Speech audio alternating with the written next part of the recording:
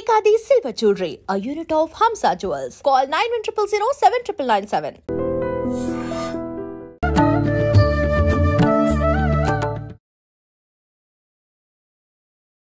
నమస్కారం, welcome to I dream. ధర్మ మార్గం విత్ విజిత కార్యక్రమానికి స్వాగతం. ప్రస్తుతం మనతో పాటు ఉన్నారు ప్రముఖ ఆధ్యాత్మికవేత్త, లలిత ఉపాసకులు శ్రీ శ్రీ శ్రీ నానాజీ పట్నాయక్ గారు. ఇప్పుడు వారితో మాట్లాడదాం.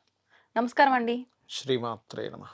లలితా సహస్రనామంలో నుంచుండే నామాలను తీసుకొని ఈ నామం చేస్తే ఏం ఫలితము, ఇలా మనం రెగ్యులర్ గా చేస్తూ ఉన్నాం. కానీ అసలు నిజంగా లలితా సహస్రనామం పారాయణం గనక చేస్తే, ఓవరాల్ నామం గనక చేస్తే ఎటువంటి ఫలితం ఉంటుంది? ఒకవేళ ఈ చెయ్యాలనుకునే వాళ్ళు నియమాలు ఏమైనా పాటించాలా? చెయ్యాలి, మేము ప్రతిరోజు చేస్తాము అనుకుంటే డైలీ ఒక సమయం ఏమన్నా పెట్టుకుని పర్టికులర్ ఆ సమయంలోనే చేయాల్సి ఉంటుందా? ఈ విధానం అంతా ఎలానో వివరించండి. తప్పకుండా అమ్మా. ఫస్ట్ ఆఫ్ ఆల్ ఏంటంటే, మనం ముఖ్యంగా తెలుసుకోవాల్సింది, ఇప్పుడు ఏదైనా సరే పలానా వాళ్ళు రచించారు అంటారు. అవును కదా. అవును. ఇవి రచించినవి కాదు. అమ్మవారిలో నుంచే 8 మంది, అంటే 8 కిరణాలు, తెల్లటి కిరణాలు బయటకు వచ్చి వారిని వసిన్యాది వాగ్దేవతలు అంటారు. ఆ వసిన్యాది వాగ్దేవతలు నిండు సభలో చెప్పడం జరిగింది అమ్మవారి గురించి. లలితాసహస్రనామాలు అంటే ఏమిటంటే, ఆ శక్తి స్వరూపిణైన అమ్మవారు ఏ ఏ రూపాల్లో ఉంది అని చెప్పడం. మనకి లలిత చేసుకుంటే మన పూర్వజన్మ కర్మలన్నీ దగ్ధం అవుతాయి అంటారు. దగ్ధం అవడం అంటే ఏమిటి? వెళ్ళి ఒక్కొక్క నామం వెళ్ళి అన్ని దగ్ధం చేసుకుని వస్తుందా అంటే అలా చెప్తుంటారు చెప్పడం. ఇక్కడ ఏంటంటే, శక్తి స్వరూపిణైన అమ్మవారు ఏ ఏ రూపంలో ఉంది అని నీకు తెలిసిపోతే నీ ప్రవర్తనలోని, నీ ఆలోచన విధానంలో అన్నిట్లో మార్పు వచ్చేస్తుంది. ఎప్పుడైతే వచ్చిందో ఇంక అక్కడికి జ్ఞానం వల్ల మోక్షం పొందుతారు అంటారు, వినే ఉంటారు మీరు. అంటే ఏమిటి? నువ్వేదో గొప్ప అనుకుంటున్నావు, నువ్వు చాలా గొప్పవాడు అనుకుంటున్నావు, అసలు నడిపించేది ఎవరో నీకు తెలుసా? ప్రతి దాంట్లోనే ఉండేది, ప్రతి దాంట్లో శక్తిగా ఉన్నది ఎవరో తెలుసా అని తెలియజేసేది లలితా సహస్రనామాలు.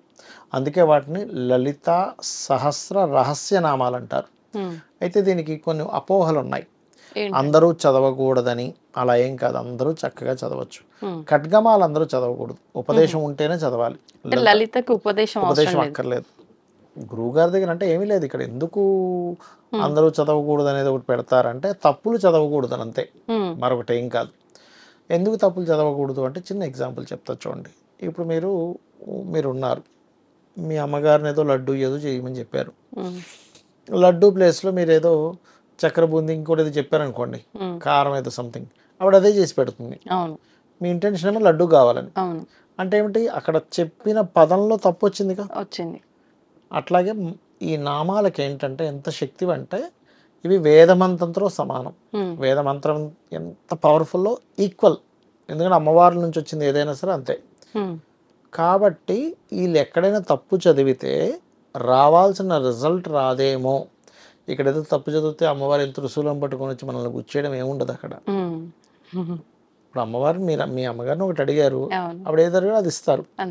అట్లాగే అలా వస్తుంది రిజల్ట్. కాబట్టి వీళ్ళు పొరపాటున తప్పు చదివి వీళ్ళు దోషం తెచ్చుకుంటారేమో అనే భావనతో అందరూ చదవద్దు అంటారు. కానీ అందరూ చదవడానికి అర్హులే. వీళ్ళు అర్హులు కాదనేది ఏం లేదు, గుర్తుపెట్టుకోండి. అదొకటి. ఇంకోటి ఏంటంటే, మీరు ఇందాక అన్నారు ఏ సమయంలో చదవాలి. ఎప్పుడైనా సరే లలిత ఎర్లీ మార్నింగ్ కానీ ఈవినింగ్ కానీ చదవాలి, గుర్తుపెట్టుకోండి. పొద్దునే నాకు కుదరలేదండి, పొద్దునే నాకు హడావిడి ఉంటుంది, సాయంత్రం ఇంకా మంచిది. ఏ అమ్మవారిదైనా, అందులో ముఖ్యంగా శక్తి దేవతలు అయితే ఇంకా ఖచ్చితంగా సాయంత్రమే చేస్తారు. ఇప్పుడు వారాహి ఉంది, వారాహిని ఎట్టి పరిస్థితుల్లో పొద్దున చేయొద్దని చెప్తారు. రాత్రి సమయంలోనే చేయాలి వారాహి అమ్మవారిది. ఓకే. అలాగే ఈ అమ్మవారి యొక్క శక్తి అంతా కూడా రాత్రి సమయం చేయడం వల్ల ఎక్కువ ఫలితం ఉంటుంది, పగల కంటే కూడా. లేదండి పగలే చేసుకుంటాను, నాకు రాత్రి కుదరదు అన్నప్పుడు పగలు చేసుకోవచ్చు. అయితే ఇక్కడ చాలా మందికి ఏంటంటే, లలిత చేసిన తర్వాత పెద్ద పెద్ద నైవేద్యాలు పెట్టాలేమో, లేకపోతే ఇంకా ఏదో పాటించాలేమో అనుకుంటారు. మనకి ఒక విధానం ఏమిటి అంటే, ఒక పటం పెట్టుకోవాలా, దీపం పెట్టుకోవాలా, చాలా మందికి చాలా సంశయాలు ఉన్నాయి. నేను చెప్పేది ఏంటంటే, మీరు పటం ఉంటే పటం పెట్టుకోండి, లేదా పటం మాకు దొరకలేదు, వేరే కంట్రీస్లో ఉన్నారనుకోండి, చక్కగా దీపం పెట్టుకొని. నేను ఒకసారి అయితే ఇట్లాగే, ఏమండి ఒక సౌదీ అరేబియా అక్కడెక్కడో ఒక పటం దొరకట్లేదని నేనేమన్నా, అమ్మ మీకు నెట్ ఉంది కదా, ఇంటర్నెట్ ఉంటుంది కదా, ఇంటర్నెట్ నుంచి ఒక లలిత అమ్మవారు అని చెప్పి కొట్టండి వస్తుంది. మీరు ప్రింట్అవుట్ తీసుకోండి, అదే పెట్టుకోండి. ఓకే. అది కూడా కాదు, మీ దగ్గర ప్రింటర్ లేదు, ఏమీ లేదు, అక్కడ ఏం దొరకట్లేదు, మీరు చక్కగా మీరు ఒక దీపం వెలిగించుకొని లలితా సహస్రనామాలు పఠనం చేయొచ్చు. పఠనం నాకు పూర్తిగా రాదు అంటే ఫస్ట్లో మనం ఒక్కొక్క నామం, ఇప్పుడు శ్రీమాత, ఓం శ్రీమాత్రే నమః, శ్రీమాత్రే నమః, దీనివల్ల ఏం కలుగుతుంది అంటే మనిషికి రక్షణ పోషణ శక్తి పెరుగుతుందట దీనివల్ల. అలా ఒక్కొక్క నామానికి ఒక్కొక్క విశిష్టత ఉంది. కాబట్టి చక్కగా మీరు దీపం వెలిగించి దానికే ఒక పువ్వుని పెట్టి లలితా సహస్రనామాలు మొత్తం చదవచ్చు లేదా వినవచ్చు. రాదు ఇప్పుడే నాకు రావట్లేదు అన్నప్పుడు చక్కగా పుస్తకం పట్టుకొని చూస్తూ వినొచ్చు. అంటే ఎలా ప్రొనౌన్స్ చేయాలి అని తెలుసుకోవడం కోసం చూస్తూ వినొచ్చు. ఎందుకంటే వీళ్ళకి రావాలి, ప్రొనౌన్సియేషన్ రావాలి, పలకడం రావాలి. ఏ గురువు లేరు అనుకునే వాళ్ళు, గురువు ఉంటే గురువు ద్వారా నేర్చుకుంటే ఇంకా మంచిది. ఇక మరొక విషయం ఏంటంటే ఇక్కడ మీరు ఏ నైవేద్యమైనా పెట్టచ్చు. ఇక్కడ మనకి లలితా సహస్రనామాల్లో చెప్తారు ఏమని, పాయసాన్న ప్రియ అంటారు. అంటే పాయసాన్నం అంటే అమ్మవారికి ఇష్టమా అంటే బాహ్యార్థం అదే, పాయసాన్న ప్రియ అంటే పాయసాన్నం అంటే ఇష్టమే. గూడాన్న ప్రియ అంటారు మళ్ళీ, అంటే గూడాన్నం అంటే బెల్లంతో చేసినటువంటిది. పాయసం అన్న బెల్లంతో చేసిన పదార్థం వేరు, బెల్లము అన్నము. ఇది పాయసం అంటే పాలతో చేస్తాం కదా, పాలు చక్కెర సేమియా చేస్తాం కదా. అదేవిధంగా హైద్రాన్న రసిక అంటారు, అంటే ఏమిటంటే పసుపన్నం.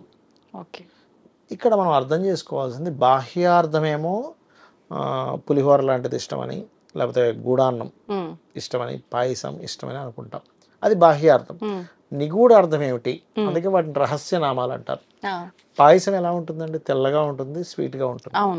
అంటే అమ్మవారికి ఏమి ఇష్టం అంటే మనం స్వచ్ఛంగా ఉండడం ఇష్టం, స్వీట్గా ఉండడం ఇష్టం అమ్మవారికి. అది అసలైన అర్థం.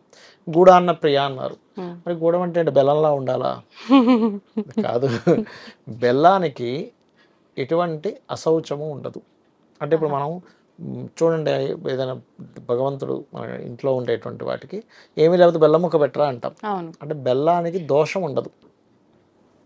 ఇప్పుడు వేరే ఏ పదార్థానికైనా ఎవరైనా ఏదైనా ముట్టుకున్నారు, ఇప్పుడు లేడీస్ అది కొంత మంత్లో ఒకనొక టైంలో పోయి అవసరం కొద్దీ ఏదో ముట్టుకుంటారు, దాన్ని మనం పెట్టం. కానీ బెల్లానికి ఉన్న ప్రత్యేకత ఏమిటంటే మీరు ఎలాంటి కాలాల్లో దాన్ని ముట్టుకున్నా దానికి దోషం అంటదు.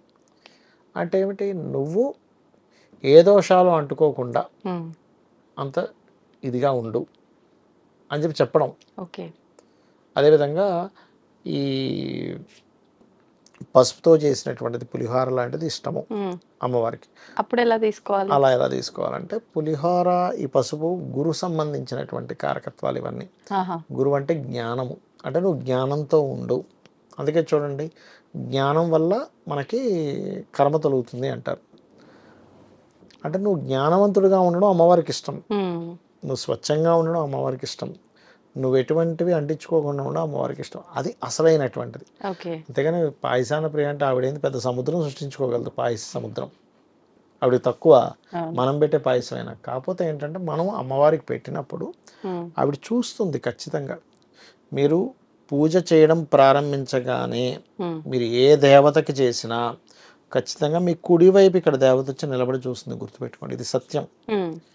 మీరు ఎలా చేస్తున్నారు, భక్తిగా చేస్తున్నారా, ఏదో ఆలోచనలో చేస్తున్నారా, ఏదో చేయాలని చేస్తున్నారా, అబ్బా ఇంక తలనొప్పి రా బాబు చేయకపోతే ఇంట్లో వాళ్ళు ఒప్పుకునేలాగా లేదు, మా గురువుగారు అది చెప్పారు, ఆయన నొచ్చుకుంటాడని చేస్తున్నారా అనేది ప్రతిదీ, ఎవ్రీథింగ్ ఈజ్ కౌంటెడ్. మీరు ఎంత భక్తి, శ్రద్ధ, భావన, నమ్మకం పెట్టి చేశారా 100% అక్కడ రిజల్ట్ వచ్చి తీరుతుంది, ఇంకా అందులో డౌట్ లేదు. ఎందుకంటే దేవతా లక్షణమే మీరు చూపించిన భక్తికి ఫలితం ఇవ్వడం. అందుకే చూడండి, మహాభారతంలో ఆవిడ ఒక్కసారి కుంతీదేవి ప్రయోగం చేద్దామని చూస్తుంది మంత్రాన్ని. చిన్నగా ఉన్నప్పుడు సూర్యభగవానుడు వచ్చేస్తాడు, వచ్చి నీకు నేను ప్రత్యక్షమయ్యాను, నీకు ఒకటి, అయ్యో నాకు ఇవేం వద్దు, నేను చిన్నపిల్లని, లేదు దేవతా లక్షణమే, నువ్వు పిలిచారంటే మంత్రాధీనం. దైవం మంత్రాధీనం అంటారు, అంటే మంత్ర ఆధీనంలో ఉంటుంది దైవం. నువ్వు మంత్రం చదివారు, అది వచ్చి తీరుతుంది, అది ఇచ్చేస్తుంది ఫలితం. సూర్య భగవానుడు ఏంటంటే నేను వచ్చాను కాబట్టి నీకు ఇవ్వాలి. మరి ఇప్పుడు ఎలాగ నాకు ఇంకా పెళ్ళి అవ్వలేదు చిన్నపిల్లని అంటే సరే నేను చూసుకుంటాలే అని వదిలేస్తుంది. అప్పుడు సూర్యుడే చూసుకుంటాడు ఆ కర్ణుడిని. అలా ఏంటంటే దేవత 100% చూస్తుంది అనేటువంటి భావనతో పూజ చేయండి. ఏదో టైంపాస్కో నలుగురు చూస్తారు, నలుగురికి చెప్పుకోవడానికి చేస్తే ఏమీ ఉండదు.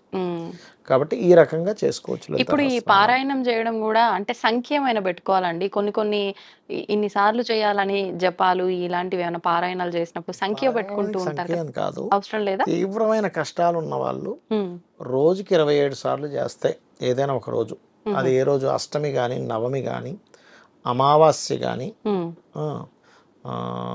లేకపోతే చతుర్దశి కానీ, పౌర్ణమి కానీ, ఈ 5 రోజుల్లో ఎంచుకుంటారు. ముఖ్యంగా అష్టమి, నవమి, చతుర్దశి చాలా ముఖ్యం. ఎందుకంటే మనకి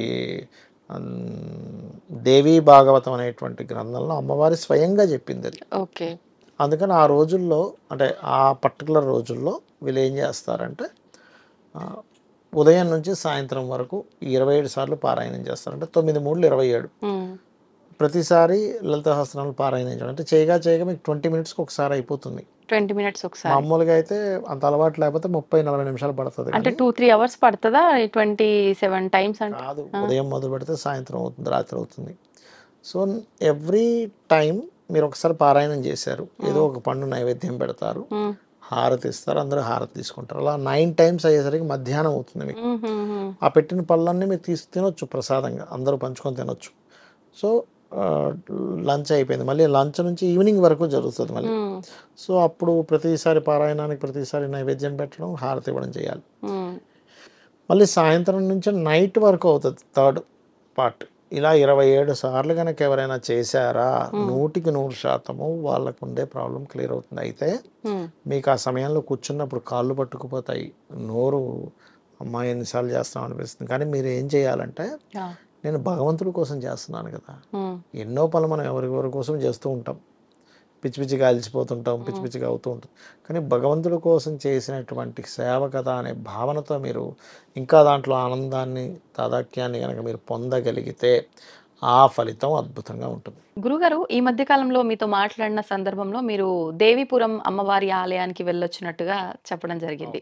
నిజంగా నేను విన్నాను, అక్కడ లలిత అమ్మవారి ఆలయం చాలా ప్రసిద్ధి పొందిన ఆలయం అని చెప్పి, చాలా అంటే గమ్మత్తైన వింతలన్నీ ఆలయంలో ఉంటాయి అని చెప్పి, అంటే పురోహితుల దగ్గర నుంచి, శ్రీచక్రం దగ్గర నుంచి ప్రతి ఒక్కటి కూడా.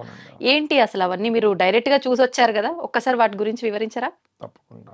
ఫస్ట్ ఆఫ్ ఆల్ ఏంటంటే, ఆ ఆలయం ఎవరైతే నిర్మించారో ఆ నిర్మాణానికి ముందు అతను ఒక న్యూక్లియర్ సైంటిస్ట్. అతను యాక్చువల్గా దాంట్లో నిర్మించిన అతను.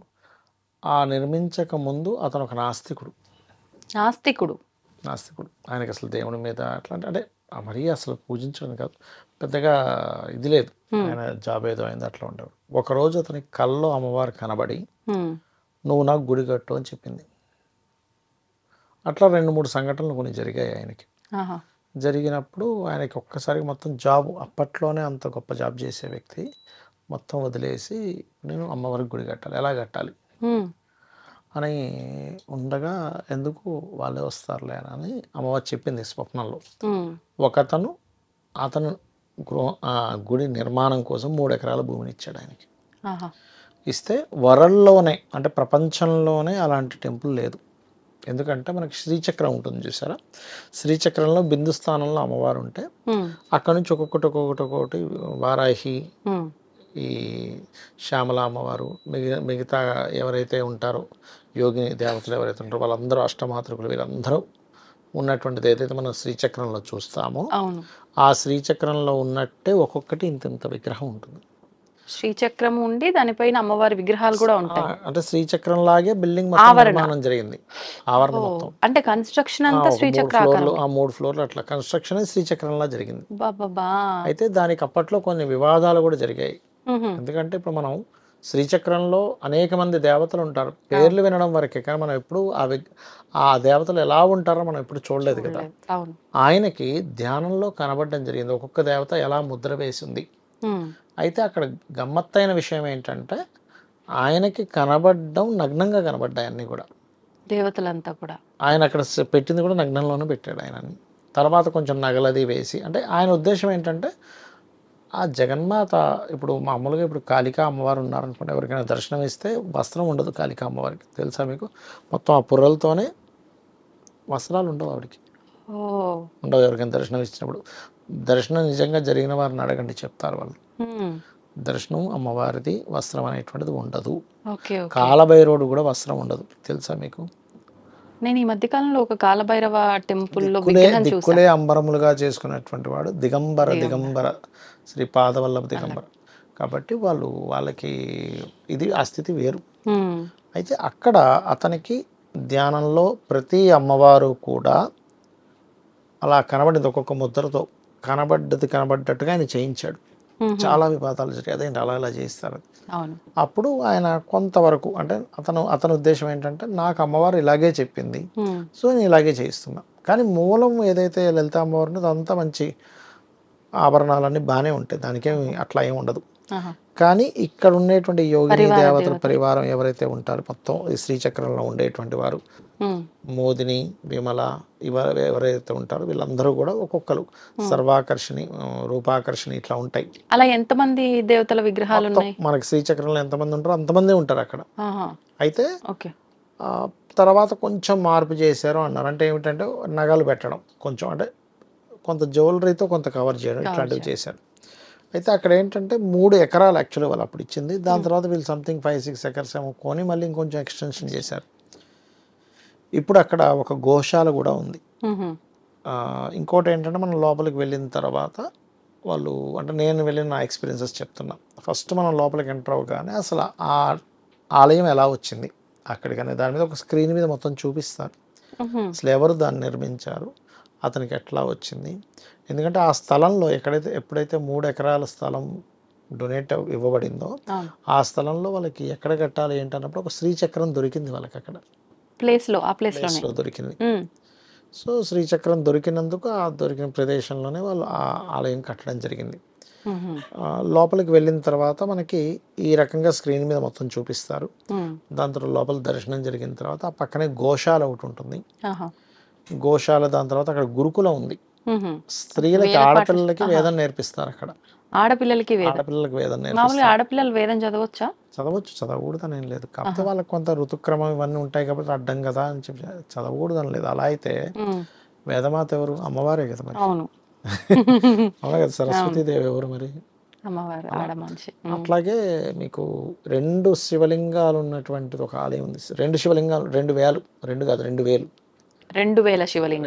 శివలింగాలు ఉండే ఈ ఆలయంలో ఉన్నాయా? ఇంకొక ప్రాంగణం అది.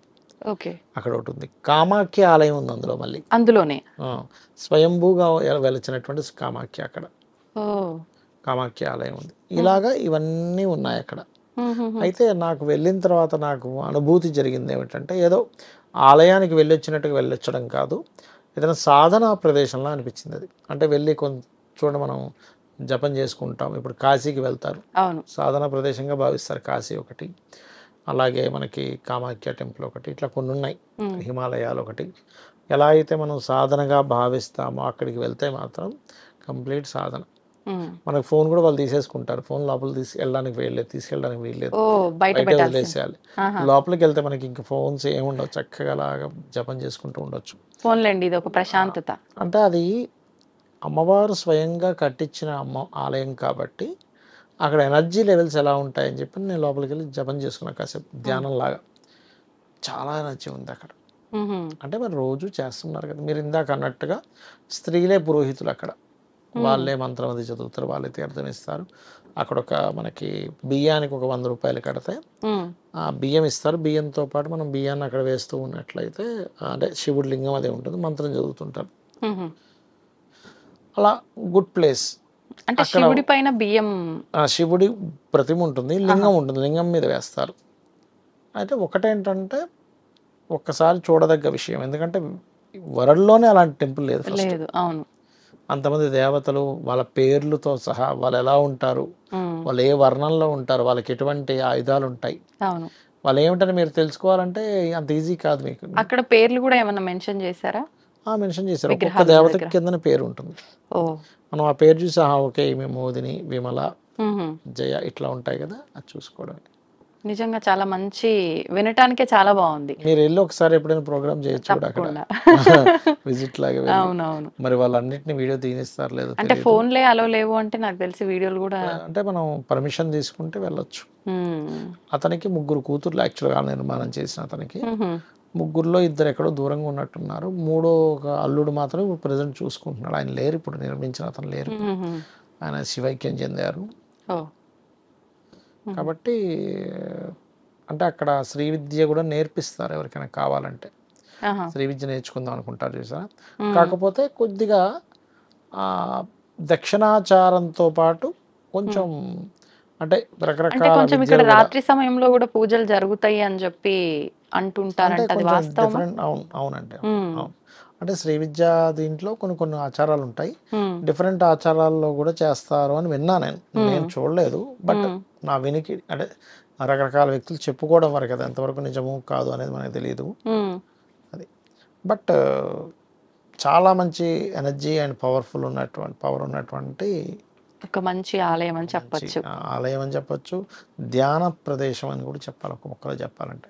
అంటే ఏదో ఒక రోజు ఒక అరగంట గంట వెళ్ళి చూసి వచ్చేసేది కాదు అది. అక్కడ ఉండి ఆ అనుభూతిని పొందాలి మనం. అంటే దేవతా అనుభూతి అక్కడ కలుగుతుంది మనకి. ఓకే, అంటే మీరు ఆల్రెడీ అక్కడ ఉన్న ఎనర్జీస్ ని కూడా టెస్ట్ చేసి ఉన్నారు కాబట్టి మీకు అర్థమైపోయింది. నాకు ఒక డ్రీమ్ ఉండేది, శ్రీచక్రం లాంటిది ఇల్లు ఇది కట్టాలని. చూసారు నా డ్రీమ్ ఇక్కడ ఆల్రెడీ ఎప్పుడో 20 ఏళ్ల క్రితమే కట్టారు, ఇప్పుడు కాదు, అది 20 years అవుతుంది. 20 years అవుతుంది. అప్పట్లో అసలు ఆ రోడ్లు వెళ్ళాలంటే భయపడతారు. ఇప్పటికీ కూడా అదేం సిటీలో ఉండదు, సిటీకి అవుట్స్కర్ట్స్లో ఉంటుంది. అనకాపల్లి నుంచి ఒక 25 కిలోమీటర్లు దాదాపుగా, 15 కిలోమీటర్లు 25 నిమిషాలు పడుతుంది. మీకు అక్కడ పెద్ద ఇదేం ఉండదు, మనం ఓన్ కార్లో వెళ్ళాలి. వెళ్ళి లోపలికి వెళ్ళి అక్కడ పార్కింగ్ ప్లేస్ అదే ఉంటుంది. బట్ చుట్టూ ఏమీ ఉండవు, అడవిలా ఉంటుంది అంతా. అది ఒక అడవి ప్రదేశమే మొత్తం. ఓకే, అంటే ఆలయం మాత్రం ఉంది కానీ అంత ఏరియా డెవలప్డ్ ఏరియా కాదు అని. ఏరియా కాదు, ఒక ఫారెస్ట్ లాంటి ఏరియాలోనే కట్టినటువంటిది. అక్కడ కళ్యాణ మండపం కూడా ఉంది, ఎవరైనా పెళ్లి చేసుకోవాలంటే కూడా అక్కడ చేసుకోవచ్చు. ఇప్పుడు మామూలుగా బేసిక్ గా ఒక్కొక్క ఆలయంకి వెళ్తే ఒక్కొక్క కామ్యం ప్రకారంగా ఇక్కడ ఈ కోరికలు నెరవేరుతాయి అంటారు కదా. ప్రత్యేకించి ఈ దేవీపురం అమ్మవారి దగ్గరికి వెళ్తే ఈ కోరికలు నెరవేరుతాయని. కోరికలు నెరవేరుతుంది ఈ ఆలయం. అంటే నేను అనేది ఏంటంటే అమ్మవారి దగ్గరికి మనం చెప్తున్నాము, అమ్మవారు వింటుంది అన్నప్పుడు అక్కడ అందరు దేవతలు ఉన్నప్పుడు ఎందుకు నెరవేరదు? అవును. అంటే నా ఉద్దేశం ఏంటంటే ఈ ఆలయానికే వెళ్తే నెరవేరుతుంది, వేరే దానికి వెళ్తే నెరవేరుతుంది అనేది ఫస్ట్ పెట్టుకోకూడదు. ఈ దేవీపురం వెళ్తే ఖచ్చితంగా నెరవేరుతుంది కాదనట్ల. ఫస్ట్ నువ్వు అక్కడ మాత్రమే భగవంతుడిని చూసి ఇంకో దగ్గర చూడకపోవడం ఏమిటి? అంతటా అమ్మవారే కదా. సో దేవీపురంలో ఉన్న స్పెషాలిటీ ఏమిటి అంటే సకల దేవతలు అక్కడ ఉన్నారు. ఆ పరివారం ఎవరైతే ఉంటారో శ్రీచక్రంలో ఉండే వాళ్ళందరినీ చూడొచ్చు, అదొకటి గొప్ప విషయం, అది విశేషం. అవును, వాస్తవం అండి. నిజంగా మంచిగా అనిపించింది వింటుంటే. తప్పకుండా ఆలయాన్ని చూడాలి. అంటే మనం అనుకుంటాం లైఫ్ లో ఒక్కసారైనా వెళ్ళి చూడాలి అని అనుకుంటాం, అలాంటి ఒక అద్భుతం అది. ధన్యవాదాలండి. శ్రీమాత్రే నమః. తవ్వుతూనే శివలింగం సరే దాన్ని అట్లా కప్పేసేయండి, చూపించదండి. మూర్తి పూజ కాదు, సాక్షాత్ బ్రజేంద్ర నందన భగవాన్ ఉన్నారు మూర్తిలో. ఏమీ ఆశించకుండా ఆరాధించే వాళ్ళు కూడా ఉన్నారా ప్రభుజీ? నిజమైన భక్తి అంటే మనకు తెలియదు కాబట్టి